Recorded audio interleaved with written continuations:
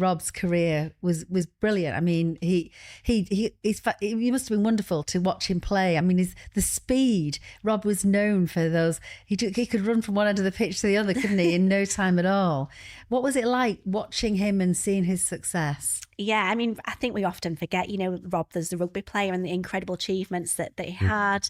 It's just incredible when you look at what he achieved. And Rob always says, I was just a lad from Yorkshire that had a dream of playing rugby. And I think what he went on to achieve in the game is just incredible. For me, I'll just sum it up, because he made 500 appearances, almost for the Leeds Rhinos, but also played for England and Great Britain, which is incredible. I mean, he got to the top, didn't he? Yeah, I feel really bad now. I feel like a bad wife. I should know those statistics. Thank you, Christine. Thank you for those. He did. He made it to the top, and he faced adversity. Growing up, he was told that he was too small. He was never going to make it as a rugby player. And I think that was probably paralleled in his battle with motor neuron disease, having been told that you were never going to be a rugby player because you was too small, and then being told that you've got a year to 2 years to live. Rob was determined to prove them wrong. And I think for me, watching Rob, being a physiotherapist, I always had in the back of my mind, injuries, and you just never know what's around the corner in sport. You can be high and then low, and being through that, the good and the bad with Rob throughout his career.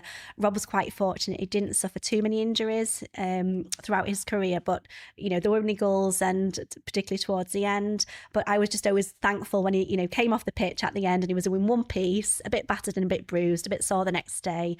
But yeah, I was just glad to see him walk off the pitch. And to me, a good game was if he scored a try, but he'd tell me, no, it's not about scoring tries. It's about the teamwork and about, the tackles and the plays. But yeah, he was just an incredible player and such a team player as well. There was times in his career where he was dropped to the bench, and he never felt sorry for himself. He was always just glad to be part of the team, and that's really incredible. And I think that's just Rob in a nutshell. You must have been so proud, just so proud of everything that he achieved.